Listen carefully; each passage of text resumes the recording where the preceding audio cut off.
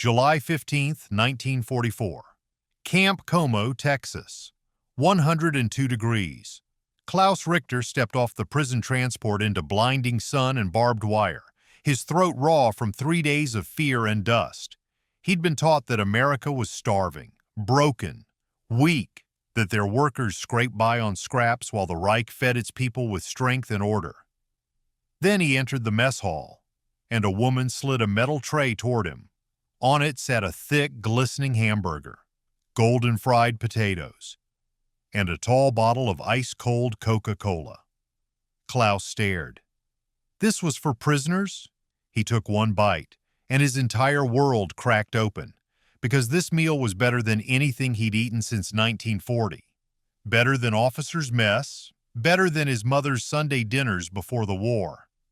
That night, he opened a letter from home. His mother was surviving on potato skins and turnip soup, and he'd just been offered seconds. The propaganda had lied about everything.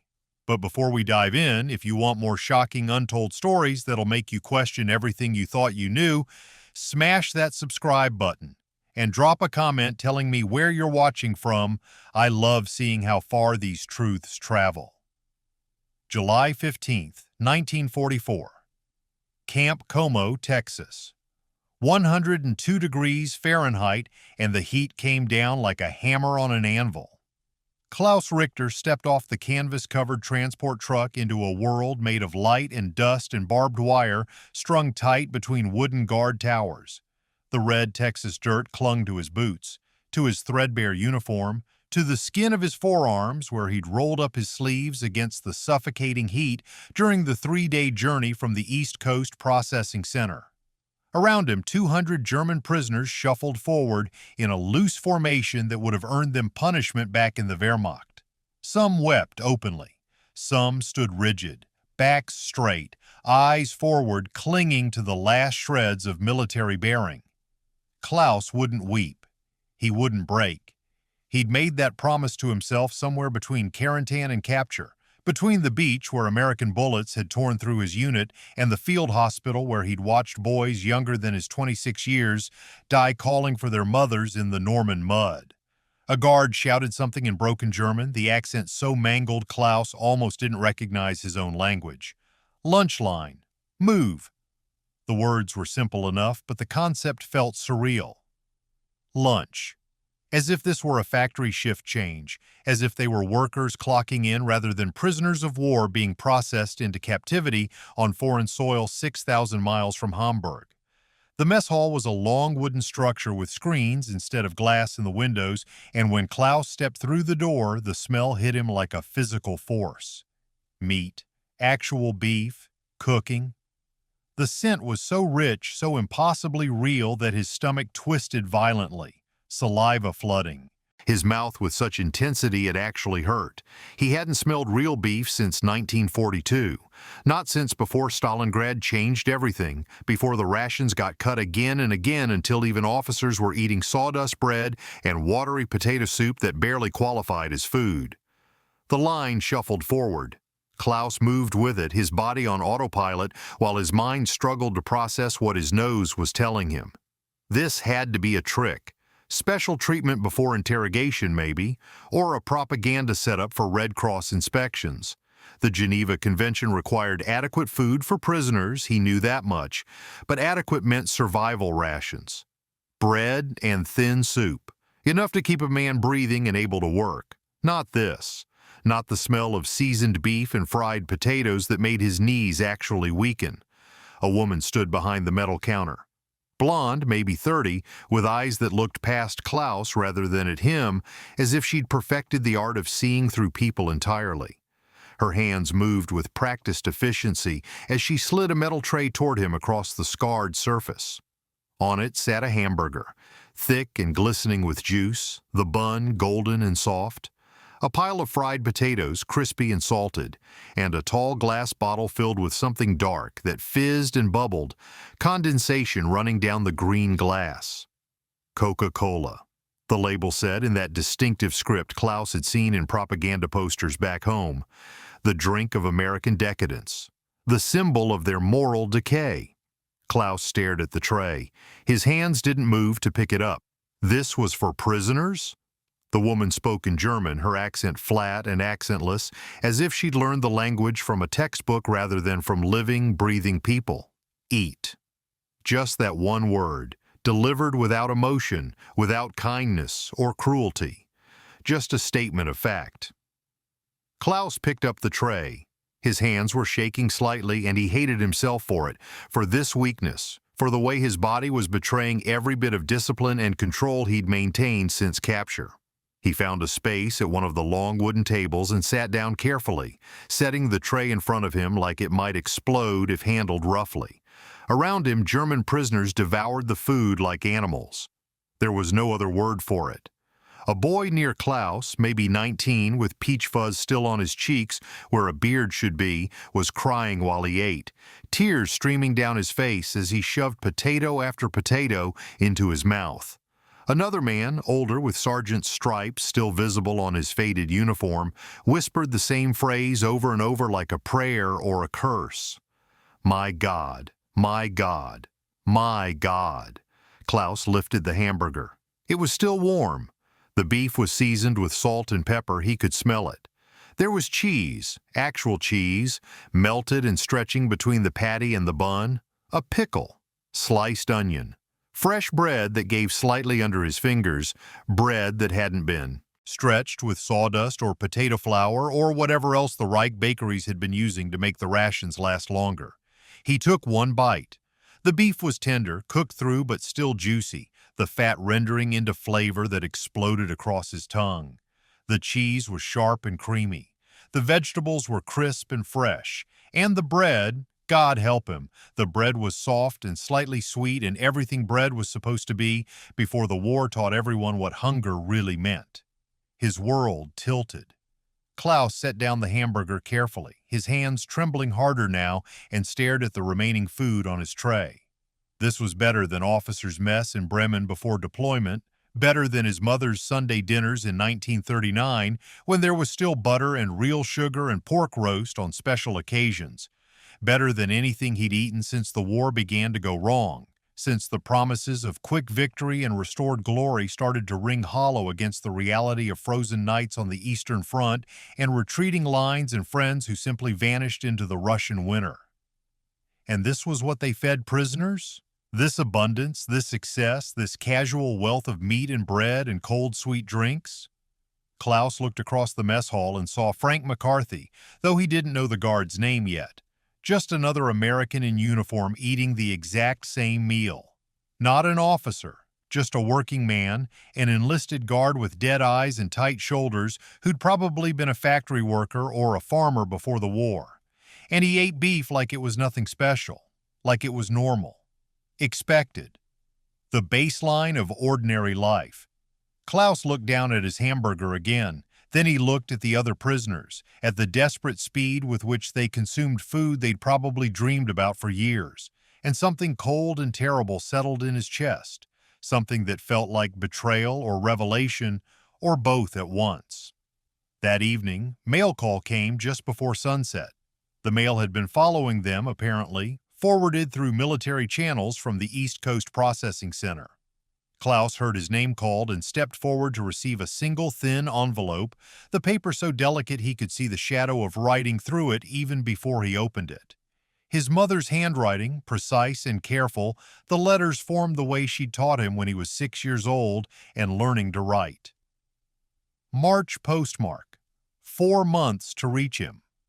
Klaus sat on his assigned bunk in the barracks and opened the letter with hands that had finally stopped shaking.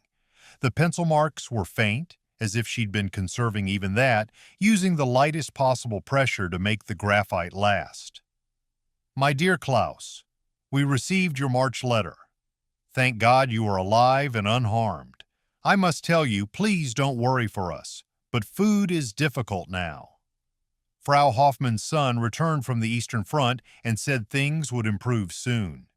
We are eating turnip soup and potato skins now. Some nights nothing at all. Your father tries to smile, but he's so thin, Klaus. So thin I barely recognize him. The rations shrink each month. If you can tell us, what do prisoners eat in America?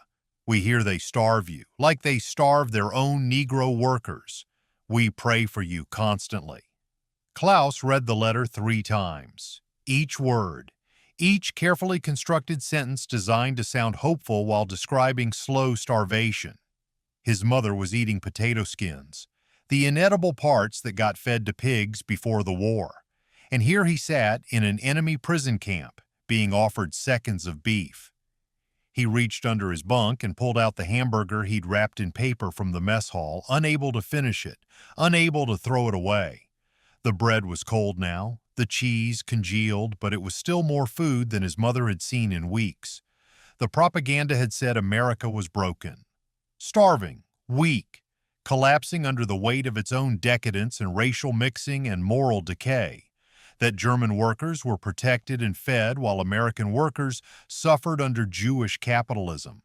That the Reich, whatever its struggles, was fighting to preserve a better way of life. But the guard, the working-class guard with his dead eyes and tight jaw, ate better than Klaus's officers had ever eaten. And Klaus's mother was surviving on scraps while he, a prisoner, a defeated enemy soldier, was being fed like a guest. Klaus sat in the dark barracks as night fell and the temperature finally dropped below 90. Around him, German boys slept with full bellies for the first time in years, their breathing deep and even, their bodies relaxed in a way that combat and hunger had made them forget was possible. Outside, somewhere in the darkness beyond the barbed wire, Frank McCarthy lit a cigarette and thought about a brother named Tommy who died on a beach in France. And Maria, the woman with the dead eyes and the perfect German, locked the canteen and walked home carrying the weight of 2 names, Becker and the German cousin who wouldn't answer her letters anymore, who might already be dead in the rubble of Berlin or the frozen mud of the Eastern Front. Klaus held his mother's letter in one hand and the cold hamburger in the other and felt the first crack form in the certainty he'd carried since 1939. The crack was small, painful, and absolutely impossible to ignore. August 1944. The cotton fields stretched 15 miles from Camp Como, white bowls heavy on plants that stood chest-high in rows so long they seemed to meet the horizon. Klaus had been assigned to a work detail, 30 German prisoners picking cotton under the supervision of Frank McCarthy's guard unit and the watchful eyes of the farmer who owned this land. The Texas sun was murderous at 2 in the afternoon, a physical weight pressing down on shoulders and skull, turning the air thick and hard to breathe. Klaus's fingers were raw. From the sharp edges of cotton bolls, the tips splitting despite the calluses he'd built up over 3 weeks of this work. They were paid 80 cents a day in canteen scrip, Geneva Convention requirement, money that could buy cigarettes or candy or writing paper, but felt somehow obscene when his mother's last letter had mentioned that bread now cost more than a week's civilian ration allowance could cover. The work was hard, but not cruel. That was the strange part. Klaus had expected brutality, had steeled himself for it, but instead found only the grinding monotony of agricultural labor under a sun that showed no mercy to anyone regardless of which side they'd fought on. The guards watched from the shade of a transport truck, rifles held loose and casual, more bored than vigilant. Nobody ran. Where would they run to? This was Texas, flat and endless, and a German accent would mark a man as clearly as a branded number. Lunch arrived at noon in the back of a pickup truck, driven by the farmer's wife, a weathered woman in a faded cotton dress who unloaded crates of sandwiches and mason jars of lemonade with the efficiency of someone who'd fed field workers for decades. Klaus joined the line with the other prisoners and watched as the farmer's own workers, sunburned white men and black sharecroppers, kept carefully separate by invisible lines Klaus didn't yet understand, lined up at a different table but received the same food. Thick sandwiches on white bread, ham and cheese, actual ham, not the mysterious pressed meat product that had passed for protein in Wehrmacht rations, fresh tomatoes, crisp lettuce, and lemonade so cold it made Klaus's teeth ache, sweet and tart and perfect. A Mexican-American worker named Carlos, though Klaus wouldn't learn his name until later, offered Klaus water from a canteen after lunch. The gesture was casual, natural, as if offering water to a German prisoner of war was no different than offering it to anyone else laboring under the same merciless sun. Hot one today, hermano. The Spanish word was unfamiliar, but the meaning was clear enough from context and tone. Klaus took the canteen and drank, the water lukewarm but precious. His English was broken, cobbled together from technical school classes a decade ago and 3 months of listening to guards, but he managed to form the question that had been burning in his mind since that first meal in the mess hall. "You always eat this? This much?" Carlos shrugged, the movement easy and unconcerned. "It's just lunch, man. Nothing special. Nothing special." Klaus handed back the canteen and returned to his row of cotton plants, his hands moving automatically while his mind worked through the mathematics of what he'd just heard. These farm workers, the lowest economic class he could identify in this strange American hierarchy, ate more protein in a single day than his mother received in a week. And they thought it was normal, expected, nothing special, not abundance or luxury or reward for exceptional labor, just the baseline of ordinary working-class life in America during wartime. Klaus picked cotton until his back screamed and his fingers bled through the thin fabric he'd wrapped them with. He picked cotton and did the math. A ham sandwich for lunch, beef for dinner in the camp mess hall, fresh vegetables, milk. The canteen sold chocolate bars for 10 cents, cheaper than a loaf of bread had cost in Hamburg last year. The guards complained about coffee rationing, about sugar rationing, about having to use stamps for gasoline and meat, but their complaints rang hollow when Klaus could see what they still had access to despite these restrictions. Rationing in America meant limits on excess. Rationing in Germany meant deciding which child got to eat today. That evening, back at the camp after the transport truck had returned them through gates that locked behind, with a metallic finality Klaus barely noticed anymore, he joined the line for dinner. Maria stood behind the serving counter again, her face carefully blank, her movements precise and economical.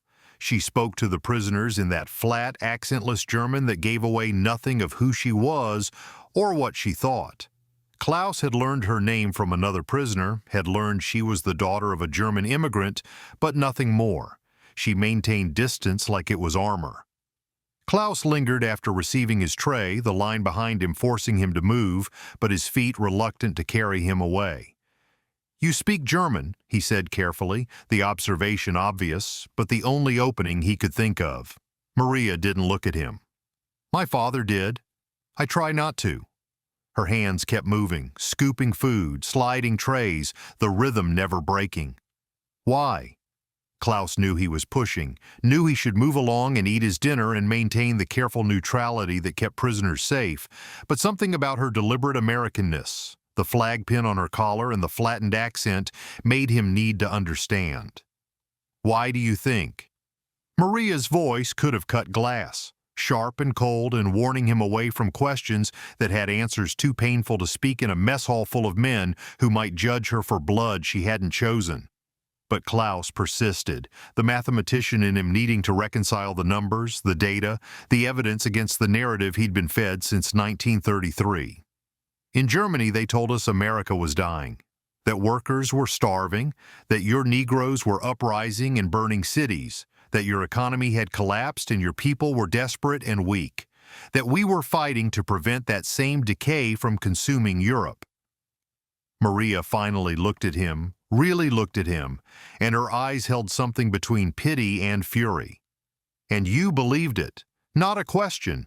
A statement of fact delivered with the weariness of someone who'd had this conversation before, who was tired of explaining reality to people who'd chosen comfortable lies."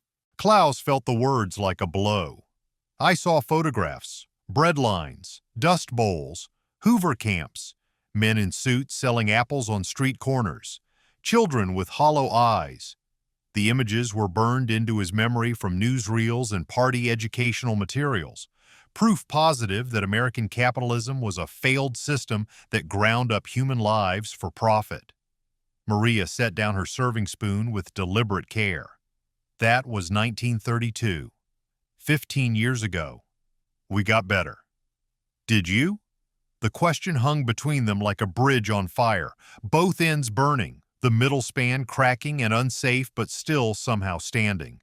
Klaus opened his mouth to respond, to defend, to explain that Germany had gotten better too, that the party had restored order and dignity and put people back to work building roads and tanks and a 1,000-year Reich.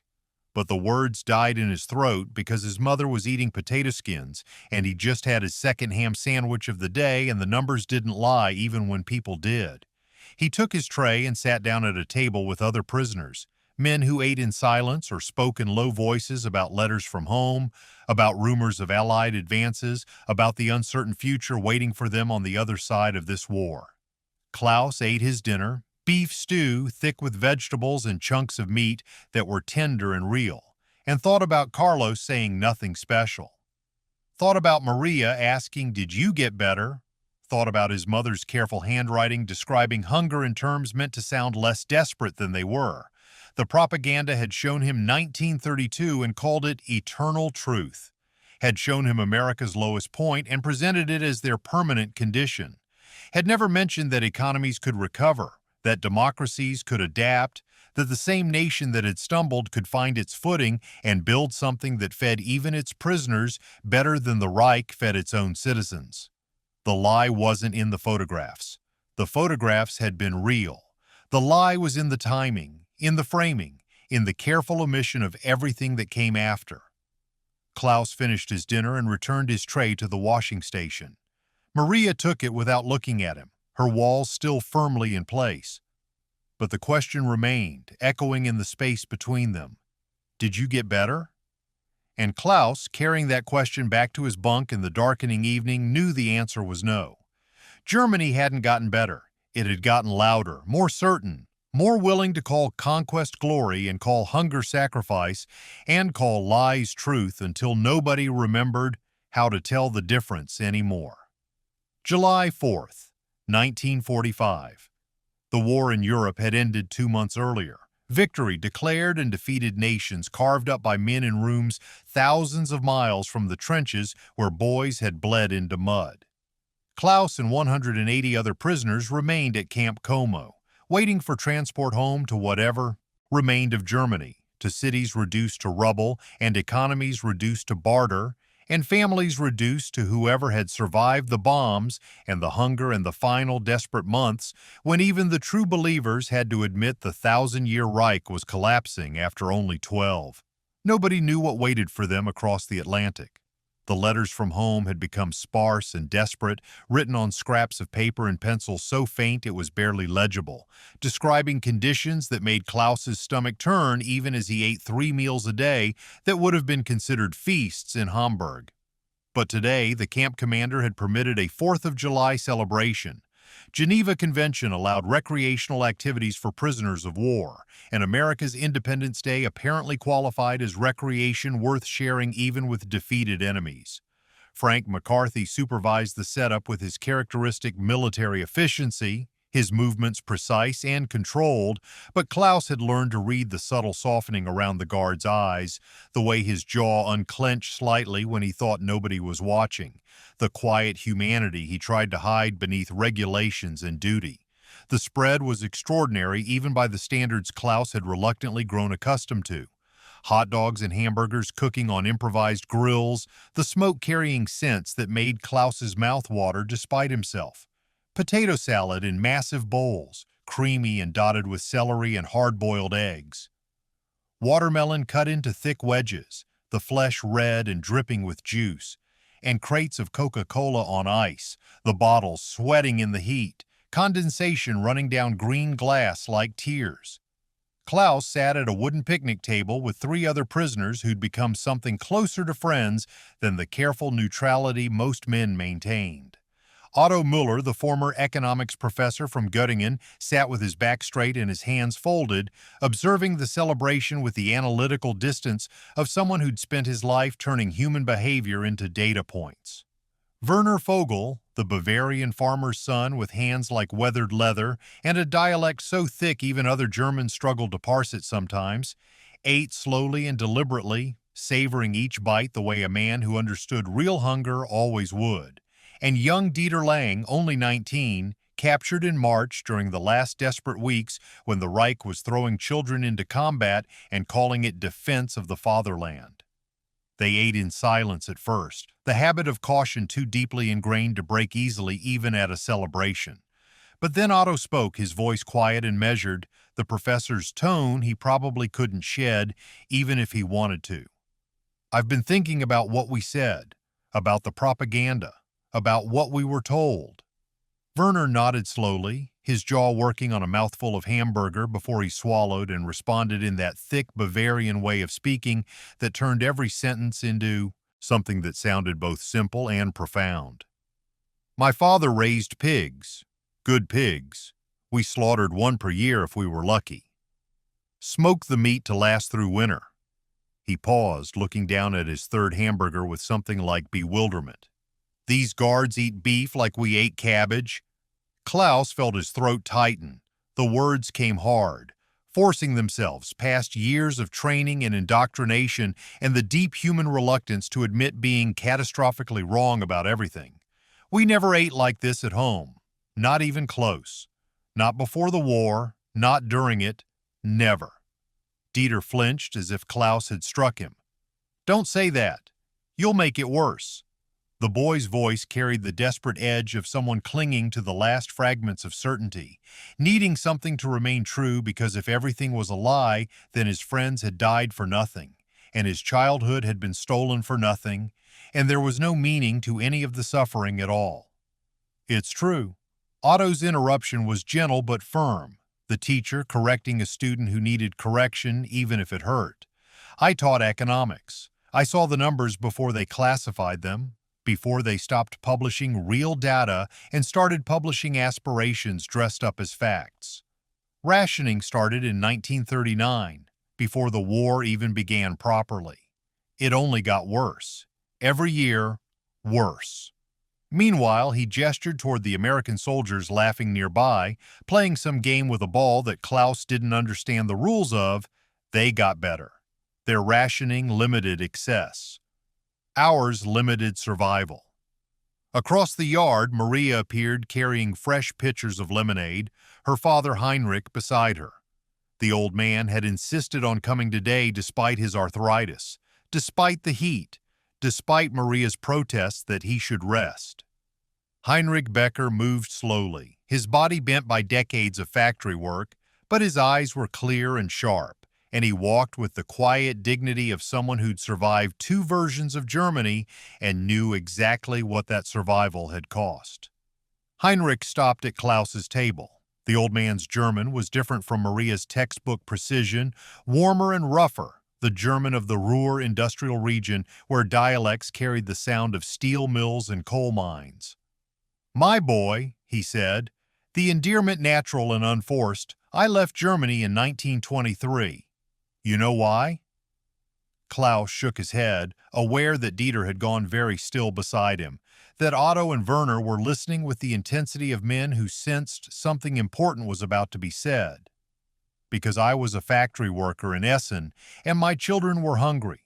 Every day, hungry. I broke my back for Krupp steel, and my babies cried for bread." Heinrich's voice didn't waver, didn't dramatize, just stated facts with the weight of lived experience behind them. "I came here, worked the same jobs, steel mill in Pittsburgh, then factory in Dallas. Within 2 years, my family ate meat twice a week. We had electric lights, a radio. My Maria went to school with shoes that fit her feet, shoes that weren't handed down from 3 other children first." He leaned closer, his weathered hands gripping the edge of the table. "The propaganda told you America was weak, that workers here suffered while German workers were protected and honored. But I lived both lives, boys. I know which one let me be human. I know which one let me feed my children without choosing which one got dinner and which one went to bed hungry." Klaus felt something break open in his chest, not painful exactly, but vast and overwhelming, like stepping from a dark room into sunlight so bright it hurt to see. He'd heard statistics from Otto, had done his own calculations about calories and protein and the mathematics of nutrition, but statistics were abstract, numbers on paper. Heinrich was flesh and blood and lived memory, the living proof that everything Klaus had been taught was a carefully constructed inversion of reality. Frank approached the table, his movements awkward in the way of a man trying to be kind, but not quite sure how kindness was supposed to look. "You guys need anything? More Coke?" The question was casual, but the offer behind it was genuine. Klaus had learned to tell the difference. "No, sir," Klaus answered in his careful English, the language getting easier with each passing month of immersion and necessity. Then, because the moment seemed to require it, because Heinrich's words had cracked something open that needed acknowledgement. "Thank you. For this." He gestured at the feast spread across tables, at the celebration they'd been included in despite being defeated enemies, but meant something larger than food, something about mercy and dignity and the choice to see humanity even when it would be easier not to. Frank nodded once, a quick dip of his chin that might have been acceptance or might have been his own discomfort with gratitude. His brother Tommy's ghost stood beside him always. Klaus had learned that too, had pieced together the story from overheard conversations and the particular quality of grief Frank carried in his shoulders. But today, on this 4th of July in the Texas heat with watermelon juice dripping and Coca-Cola fizzing and former enemies sharing a meal, maybe Tommy's ghost hurt a little less.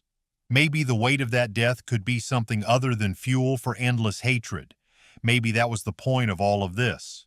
The meals and the fairness and the stubborn insistence on Geneva Convention rules even when nobody would have blamed America for cruelty toward the people who'd killed their sons.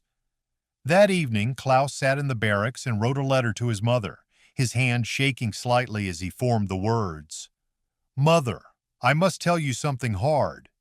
They didn't lie about the war. They lied about everything else. The American workers eat like our officers dreamed of eating. Their prisoners, we prisoners, eat better than we did at home. And I think they don't even know how extraordinary that is because to them it's just normal. Just baseline humanity. I was taught to hate them for their weakness. But Mother, they were never weak. We were just told lies to keep us angry, to keep us fighting for men who sent us to die while they ate in comfort. When I come home, however long that takes, we must rebuild with truth this time. Not more propaganda, not more comfortable lies. Just truth, even when it hurts. Especially when it hurts. I love you. Klaus." He sealed the letter knowing it might never arrive, knowing the mail system in occupied Germany was chaos, knowing his mother might be dead or displaced or beyond the reach of any postal service. But he wrote it anyway because Heinrich had shown him that testimony mattered, that one voice speaking truth could crack the wall of lies if it spoke clearly enough and refused to be silenced. September 1945. The night came down heavy and moonless over Camp Como, the kind of darkness that made the barracks feel smaller than they were, more claustrophobic, the air thick with the breath and sweat of 60 men sleeping in close quarters. Klaus lay on his bunk staring at nothing, listening to the sounds of other prisoners settling into sleep, the creaks of wood and metal, the occasional cough or murmur of someone caught in dreams they'd wake from grateful to escape. He'd written 3 more letters to his mother over the past month, each one more honest than the last, each one documenting his slow, painful awakening to truths that made his entire adult life feel like a waste built on lies. He didn't know if any of them would reach Hamburg, didn't know if his mother was even alive to read them, but he wrote them anyway because silence felt like complicity and he'd been complicit long enough. The attack came without warning. One moment Klaus was alone in the space between bunks preparing for sleep. The next moment 4 men surrounded him, their faces hard in the dim light filtering through the barracks windows. He recognized them. Hartmann, Fischer, Kraus, and young Becker, no relation to Maria's family but carrying the same German stubbornness that could be either strength or fatal blindness, depending on what it was applied to. These were the holdouts, the true believers, the ones who still gave the salute when they thought guards weren't watching, who spoke in whispers about the Führer's secret weapons that would turn everything around, who called the evidence of their own eyes enemy propaganda and clung to certainty like drowning men clung to wreckage. "You tell them we were starving?" Hartmann's voice was low and venomous. You shame the fatherland. You thank them for food like a beggar, like we should be grateful to our enemies for basic human decency. Klaus tried to step back, but there was nowhere to go, his back against a bunk post, the four men closing in like wolves who'd finally cornered prey they'd been stalking for weeks. The beating was quick and brutal, fists and boots connecting with ribs and face and stomach. Klaus trying to fight back but outnumbered and caught off guard. His arms raised to protect his head while blows rained down from angles he couldn't block. Someone caught him in the kidney and Klaus went down hard, curling instinctively into a ball while kicks found his back and legs and the soft, vulnerable places a body can't armor against violence. They left him bleeding on the floor between bunks, their breathing heavy but their message delivered. Klaus tasted copper, felt his left eye already swelling shut, registered the hot, sharp pain in his ribs that meant something might be cracked or broken. He lay there in the darkness listening to them return to their bunks, listening to the silence from other prisoners who'd witnessed everything and said nothing because getting involved meant becoming the next target, and everyone had learned in the Wehrmacht that survival sometimes meant looking away. Frank found him during midnight check, the guard's flashlight beam sweeping across the barracks and freezing on Klaus's crumpled form. For a long moment Frank just stood there, and Klaus could see the war happening behind the guard's eyes, could see Tommy's ghost rising up sharp and demanding, could see the part of Frank that wanted to walk away and let the Germans handle their own problems the way they'd handled everything else, with violence and certainty and the absolute conviction that might made right. Klaus waited for Frank to leave, to turn his back, to decide this wasn't his problem or his business. But Frank didn't leave. He knelt beside Klaus with a care that seemed to surprise them both, his hands gentle as they assessed damage, checking for serious injury with the efficiency of someone who'd done field medicine before. Who did this? Klaus shook his head, pain flaring through his skull with the movement. It doesn't matter. The hell it doesn't. Frank's voice was tight with barely controlled anger. The same anger that had been his constant companion since Tommy died, but directed now toward men who'd beat a prisoner for the crime of accepting reality. If you punish them, Klaus managed through split lips, tasting blood with every word, it makes me right, makes them victims. They need to choose truth themselves. You can't beat certainty out of people. I tried that. We all tried that. It doesn't work. Frank wanted to argue. Klaus could see it in the tension of his jaw, the way his hands curled into fists and then deliberately uncurled. But something in Klaus's battered face stopped him, some wisdom earned through suffering that Frank couldn't quite dismiss. He helped Klaus to his feet, supporting him with an arm around his waist and half-carried him through the dark camp toward the infirmary, their progress slow and painful and somehow sacred in its careful attention to a man who'd been someone's enemy and was becoming something harder to define. Meanwhile, 800 miles away in Dallas, Maria stood in her kitchen at 2 a.m. holding a telegram with hands that wouldn't stop shaking. The words were typed in that impersonal military font that turned human tragedy into administrative communication. She'd known Dieter was dead for weeks now, had received the first notification in July, but this telegram contained details. Her cousin had died in Berlin during the final battle, April 1945, fighting Soviet forces street by street as the city burned around him. Age 22. Awarded posthumously for bravery. The medals and honors meant nothing. Dieter was dead, had died believing in a Reich that collapsed 9 days after he stopped breathing, had given everything for lies that Klaus was only now learning to see through. Maria found Klaus the next day in the infirmary, his face a landscape of bruises, one eye swollen completely shut, his breathing careful and shallow to avoid aggravating cracked ribs. She stood in the doorway for a long moment, this woman who'd spent a year feeding German prisoners and maintaining perfect emotional distance. This daughter of an immigrant who'd fled Germany to escape the very conditions the Reich claimed to have solved. Your people killed my family. Her voice shook with rage and grief held too long, too carefully, finally breaking free. My cousin Dieter died in Berlin fighting for a lie, And your people are the ones who told him that lie, who fed him that poison until he thought dying for it was the highest honor he could achieve. Klaus looked at her through his one functional eye, his face a mess of damage inflicted by men who'd rather break him than admit they'd been wrong about everything. Your people fed me better than my own country ever did. The words were simple, direct, true in a way that cut through rage and grief and found something underneath that was harder to name.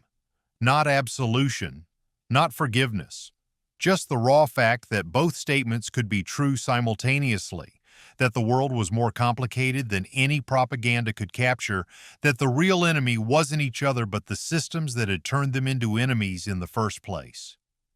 Maria sat down hard on the chair beside his bed, the anger draining out of her and leaving only exhaustion behind. I don't know who I'm supposed to hate anymore. She said it like a confession, like admitting weakness, like the terrible freedom of realizing that certainty was a cage she'd been living in without knowing it. Neither do I. Klaus's whisper carried the weight of every letter he'd written, every meal he'd eaten, every moment of cognitive dissonance between what he'd been taught and what he could see with his own eyes. Neither do I. Frank stood in the doorway unseen, his presence unnoticed by the two people sitting in the aftermath of violence and grief, trying to find solid ground in a world where all the old certainties had turned to quicksand. He'd been asking himself the same question since Tommy died, since he'd first seen Klaus eating a hamburger and saying thank you in broken English, since he'd realized that hating was easier than understanding, but understanding was the only thing that might actually mean his brother hadn't died for nothing. The three of them, three different sides of the same war, all broken by the same truth, that the real enemy was never each other. It was the lies, the propaganda, the systems that sent boys to die for old men's egos and called it glory. The certainty that made atrocity possible by making it feel necessary, righteous, inevitable. Klaus closed his one working eye and let exhaustion take him under, his body demanding rest to heal from damage inflicted by men who'd rather hurt him than question themselves. Maria sat beside his bed for another 10 minutes before leaving, her carefully constructed walls showing cracks she didn't know how to repair. And Frank returned to his rounds thinking about Tommy and Klaus and every other boy who'd believed what they were told and paid for that belief with everything they had. 1952. Hamburg, West Germany. The school stood on a street that had been rubble 6 years earlier, rebuilt brick by careful brick into something that looked almost normal if you didn't look too closely at the patches where new construction met old, where the scars of bombing raids still showed through fresh mortar and hopeful paint. Klaus Richter taught mathematics to students who'd been children during the war, who remembered hunger more clearly than they remembered peace, who carried their own complicated relationships with a past that adults wanted simultaneously to forget and to explain. He stood at the front of the classroom on a Tuesday morning in October, chalk dust on his fingers, numbers covering the blackboard behind him. But today's lesson wasn't about equations or geometry or the safe, predictable world of mathematical proof. Today he told them about Camp Como, Texas, about cotton fields and hamburgers and the simple, devastating truth that American workers ate better than German officers, that American prisoners ate better than German civilians, that the propaganda had lied about everything and the lies had cost millions of lives. Some students believed him. They leaned forward in their seats, eyes wide, asking questions about details and proof, and how he knew for certain it wasn't just better conditions in one camp, one anomaly that didn't represent broader truth. Klaus showed them the letters he'd written and Maria had kept safe, now returned to him through careful channels, published anonymously in 3 languages, creating ripples of recognition in a world still trying to understand how an entire nation had believed monstrous lies for 12 years. Some students didn't believe him. They sat with arms crossed and faces closed, hearing criticism of the Reich as criticism of their fathers who'd fought and their mothers who'd sacrificed, and themselves for having been born into a nation that chose wrong. Klaus understood. He'd been there too, clinging to certainty because admitting error meant admitting complicity, and complicity meant guilt too enormous to carry. He taught them anyway, kept teaching, because some seeds took years to grow, and that didn't mean they weren't worth planting. 1953. Boston, Massachusetts. Frank McCarthy stood in front of a high school history class, no longer in uniform but still carrying himself with that military precision that 20 years of service had made permanent. He taught about the Geneva Conventions, about prisoner treatment, about the fine line between justice and revenge, and why that line mattered more than most people wanted to admit. He used his POW camp experience in every lesson, talking about Klaus and Werner and Otto and young Dieter, about men who'd been enemies and became something more complicated than friendship, but something more valuable than simple hatred. His students didn't quite understand yet. They were 15 and 16, growing up in a world where America had won decisively and evil had been defeated, and the story was supposed to be simple. Frank tried to teach them that nothing about war was simple, that the men who fought it were complex and human and capable of both terrible things and unexpected mercy. He tried to teach them that his brother Tommy's death meant something only if it taught them to see enemies as human beings worth extending dignity toward. Most days he felt like he was failing, but some days a student asked a question that showed real understanding, real grappling with moral complexity. And on those days, Frank thought maybe Tommy's ghost could rest a little easier. 1955. Dallas, Texas. Maria Becker stood in a community center basement in front of 43 people who'd come to the first meeting of the German-American Reconciliation Society, an organization she'd founded with her father's blessing and Heinrich's life savings funding the initial expenses. The audience was mixed: German immigrants and their American-born children, veterans who'd fought in Europe and wanted to understand what they'd been fighting for and against, teachers and clergy and ordinary people who sensed that healing required more than just time and silence. Maria read from Klaus's letters, the ones she'd kept safe for 9 years, the ones that talked about hamburgers and Coca-Cola and the shattering realization that everything he'd been taught was inverted, that strength had been weakness, and weakness had been strength, and the comfortable certainties of propaganda were poison disguised as truth. She read in both German and English, her voice steady despite the emotion the words still carried, despite the weight of Dieter's death and her own complicated grief for a cousin she'd loved and a regime she'd hated, and the impossible tangle of family and history and choices made by people who couldn't see clearly what they were choosing. The room was silent when she finished. Heinrich sat in the front row, 78 years old now, his body failing but his mind still sharp as the steel he'd once poured in German and American factories.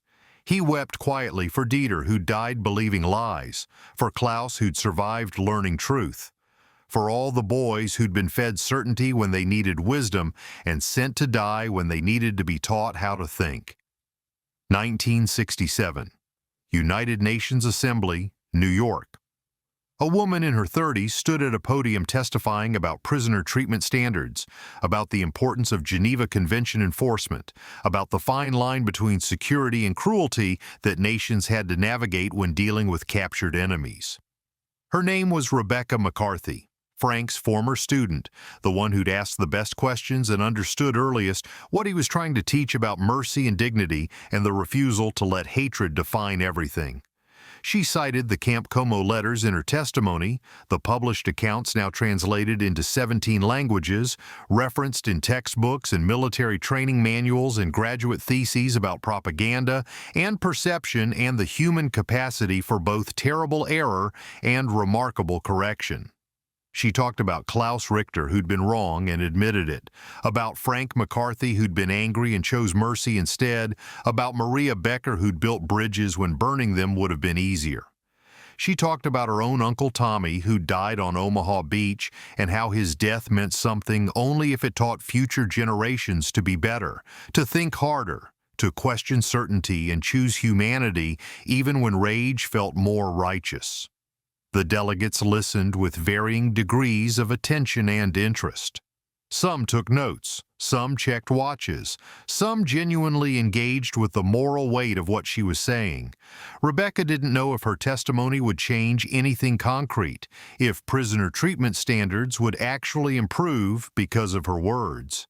But she'd learned from Frank that you spoke truth anyway, that you planted seeds even when harvest was uncertain, that small acts of witness accumulated over time into something larger than any individual contribution.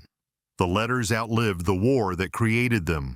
Klaus's honest account of hamburgers and cognitive dissonance, of propaganda shattered by the simple evidence of working-class American abundance, spread through academic circles and veteran groups and eventually into popular consciousness as one small story that illustrated larger truths about ideology and reality and the human tendency to believe comfortable lies over uncomfortable facts.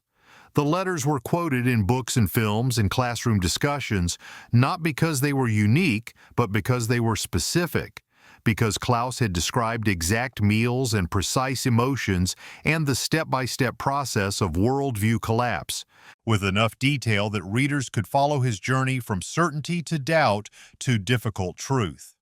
The truth outlived the lies that necessitated it.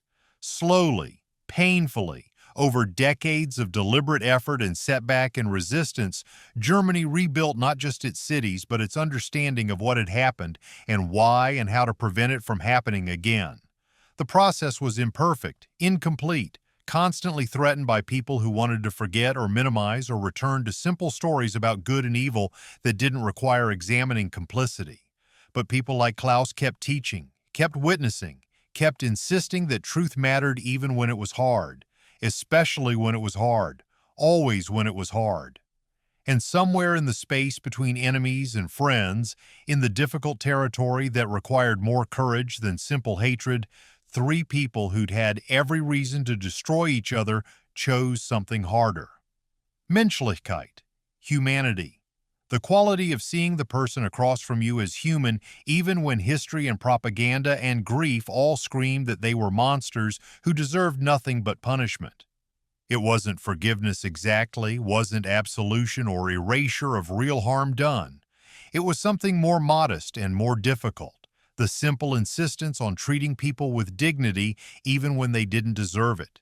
Especially when they didn't deserve it, because dignity wasn't something you earned but something you were owed by virtue of being human at all. 2010. Berlin, Germany. A teenager sat in a cafe eating a hamburger and reading her great-grandfather's published memoir, The Weight of Bread, a German POW's American Truth. She didn't know yet that small acts of mercy could change history, that one meal could crack certainty, that truth spoken clearly enough could echo across generations. But she was learning.